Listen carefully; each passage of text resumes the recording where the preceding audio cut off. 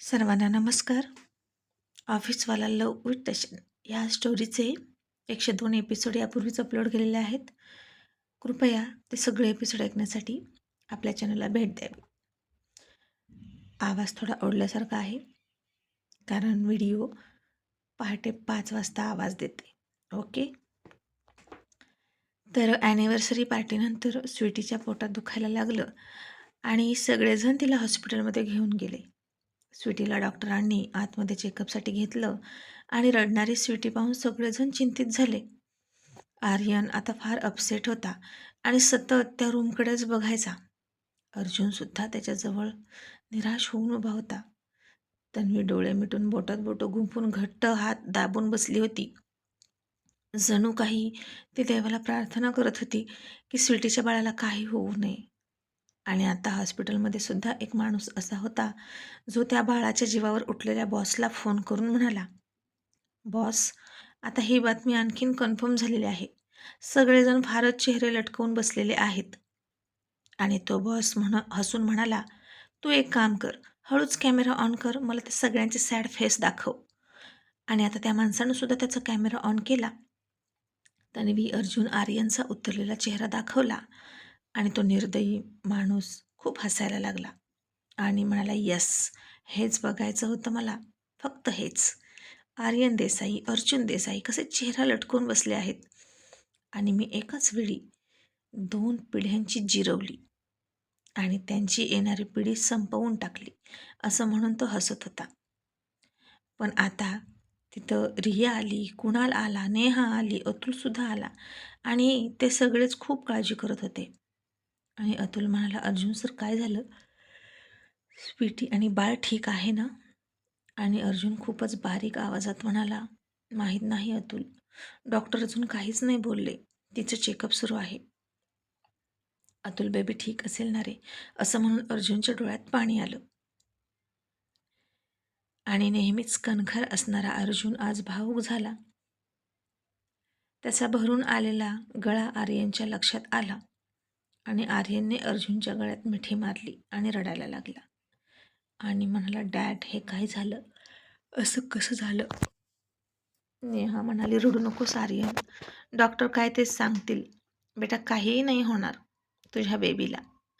आणि मग आणखीन त्या व्यक्तीनं, म्हणजेच त्या खबऱ्यानं त्या बॉसला फोन केला आणि म्हणाला, बॉस, आता तर इथे मातम सुरू झाला आहे.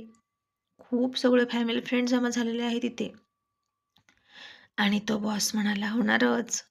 अर्जुन देसाईकडे दुसरं ऑप्शन तरी आहे का मातम म्हणण्याशिवाय? पण मी काय म्हणतो, आता त्यानं त्याचं दुःख हलकं करून घेण्यासाठी जर माणसं बोलावली असतील तर मी सुद्धा माझा आनंद वाटून घेण्यासाठी आमच्या फ्रेंडला फोन करतो, असं म्हणून त्यानं अहुजाला फोन केला. अहुजानं फोन घेतला आणि समोरून तो म्हणाला, गुड मॉर्निंग अंकल, ओळखलत का? आणि अहुजा लगेच म्हणाला, सनी, तू? What a pleasant surprise. तू कसा काय फोन केला? आणि सनी म्हणाला, अंकल, सगळ्यात आधी तुम्ही मला बेस्ट ऑफ लक द्या आणि शाबासकीसुद्धा द्या, कारण मी आजपर्यंत तुम्हाला जमलं नाही ते काम केलं आहे. मी अर्जुन देसाईच्या डोळ्यातून पाणी काढलं आहे अंकल, आणि त्याची मान झुकली आहे. बघायचं आहे का तुम्हाला? असं म्हणून त्यानं मिस्टर अहुजाला तो व्हिडिओ सेंड केला आणि तो व्हिडिओ बघून विपुल अहुजा फार फार खुश झाला आणि म्हणाला, वाव, दॅट्स ग्रेट. आज माझ्या जीवाला थंडक पोहोचली आणि मला खूप खूप बरं वाटतंय सनी. मानलं पाहिजे तुला की तू MD खन्नाचा मुलगा आहेस. तुझ्या बापाने एकदा अर्जुनला ढगात पाठवता पाठवता ठेवला होता आणि आता तू त्याच्या नातवंडाला ढगात पाठवलं आणि खूप मोठं काम केलं, जे मला कधीच जमलं नाही ते केलं सनी. वेल डन सनी. आणि सनी म्हणाला, मग अंकल, तुम्ही माझ्या आनंदात सहभागी आहात ना? आणि अहुजा म्हणाला, व्हाय नॉट, बोल, कधी भेटूया. आणि अर्जुनच्या असा फेस बघून मी खूप खुश आहे. माझ्यातर्फे तुला पार्टी देतोय, मी सांगतो त्या क्लबमध्ये ये. आणि सनी म्हणाला, ओके अंकल. तुम्ही एकटेच असे आहात जे माझ्या डॅडीचे ओळखीचे आहात आणि अर्जुन देसाईचे दुश्मन, तेही फार जुने दुश्मन.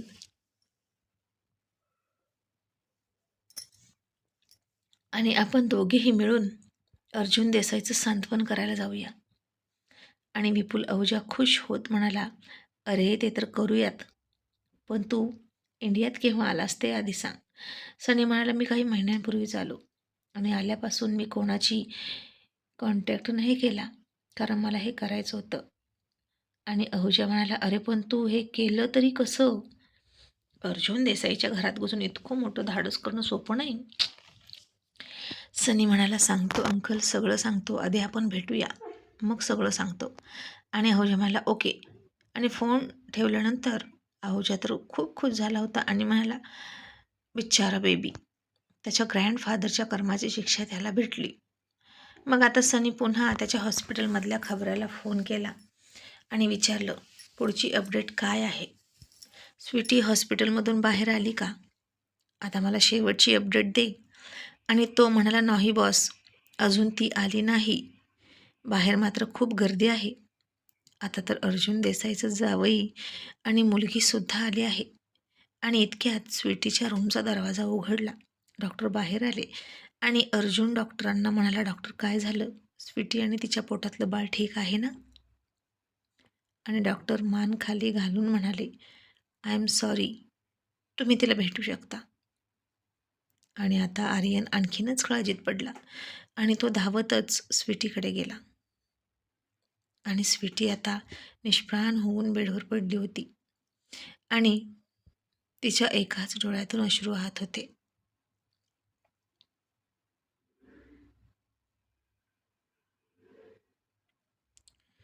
आणि आता सगळ्यांनाच कळलं की स्वीटीच्या पोटातलं बाळ गेलं आहे. आणि सगळ्यांना फार फार वाईट वाटलं आणि धक्का बसून सगळेच निराश झाले होते. आणि कोणाची दृष्ट लागली असं वाटायला लागलं त्यांना. किती खुश होते काल स्वीटी आर्यन आणि त्यांच्या आनंदाला कोणाची तरी दृष्ट लागली. आणि आता त्याचा तो खबरी म्हणाला, बॉस, आता कन्फर्म झालं की तिचं बेबी गेलं आहे.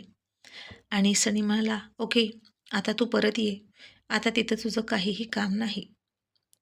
आणि मग नम्रताचा फोन आला आणि ती म्हणाली, बॉस, माझा पासपोर्ट आणि तिकीट देताय ना? आणि सनी म्हणाला, हो, संध्याकाळी 7 वाजताची फ्लाईट आहे तुझी दुबईची, तू रेडी आहेस ना? आणि नम्रता म्हणाली, हो बॉस, माझी पॅकिंग झाली आणि नंतर काही काम असेल तर नक्की माझी आठवण करा. आणि सनी म्हणाला, नक्कीच, तुझा पासपोर्ट तुझ्यापर्यंत पोहोचेल, असं म्हणून त्यानं फोन ठेवला.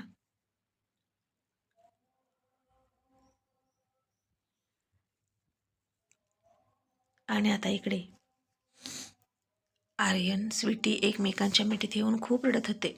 आणि मग 2-3 तास गेले.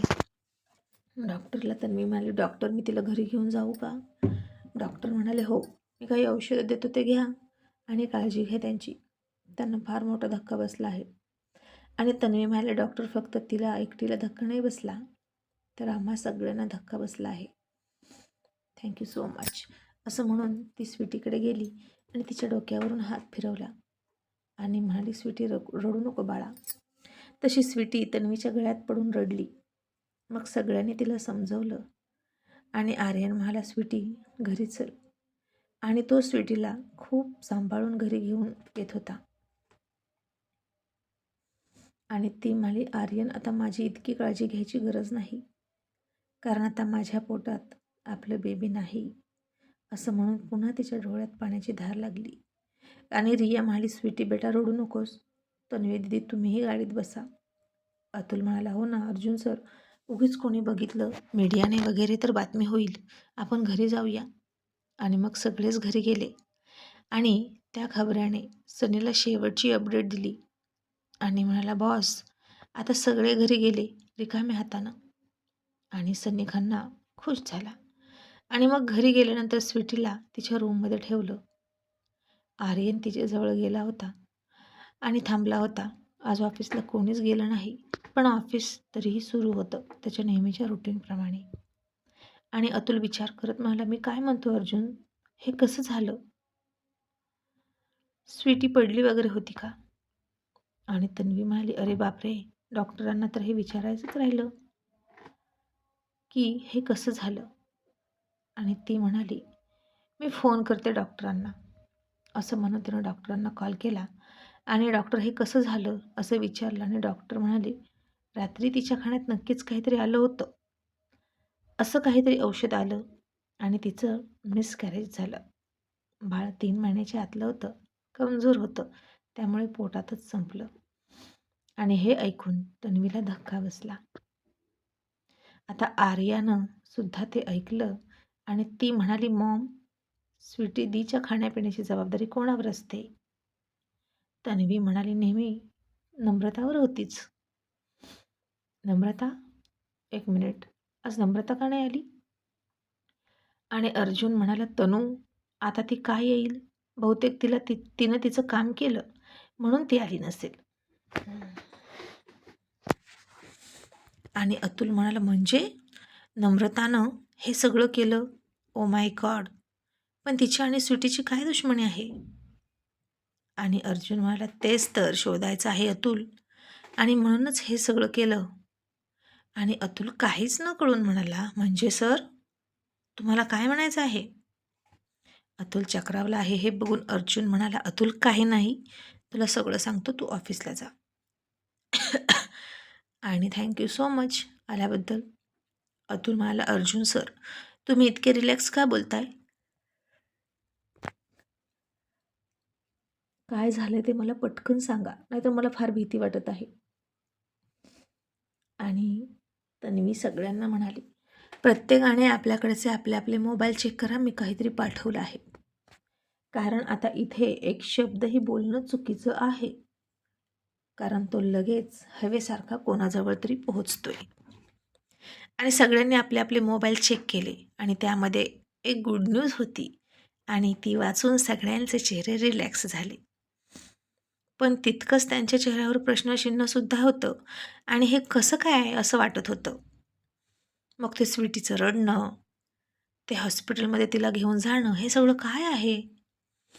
आणि मग आता सगळे अर्जुननं सांगितल्याप्रमाणे निघून गेले.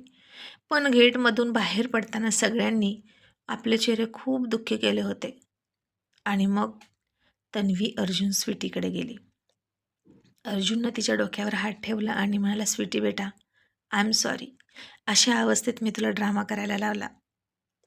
आर्यन हसला आणि मला, बट डॅड, आता कुणीतरी ॲक्सेप्ट करा की स्वीटी ड्रामा क्वीन आहे. तसे सगळे हसले. आणि अर्जुन म्हणाला, चल तनू, आता मी निघतोय माझा गेम सुरू करायला. या गेमची सुरुवात त्यानं केली होती, पण शेवट मी करणार.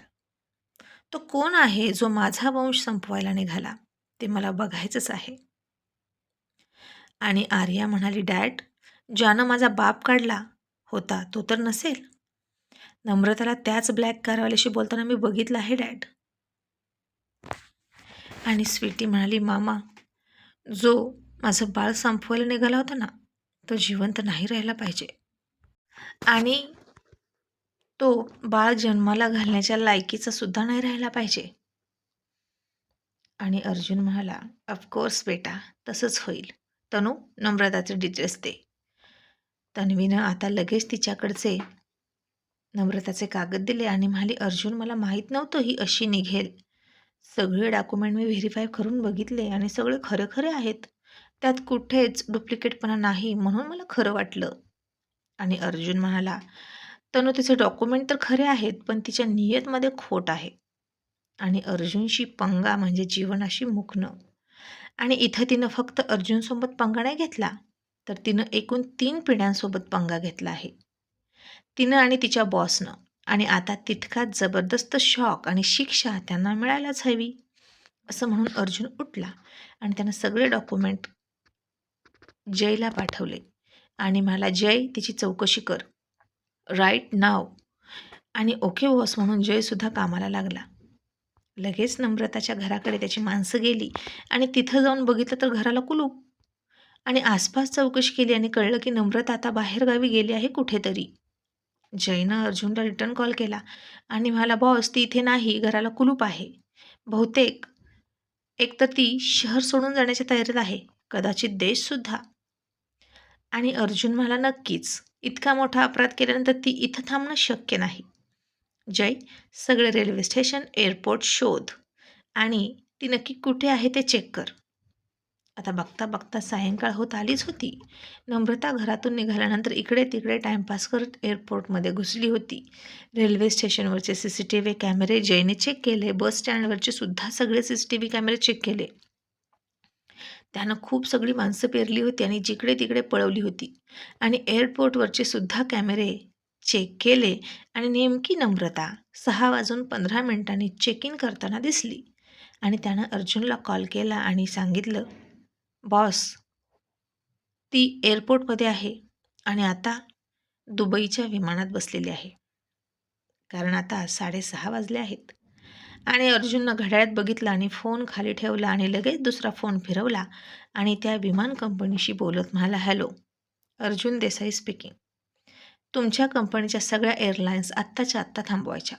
एकही प्लेन उड्डाण करता कामा नये. Got it?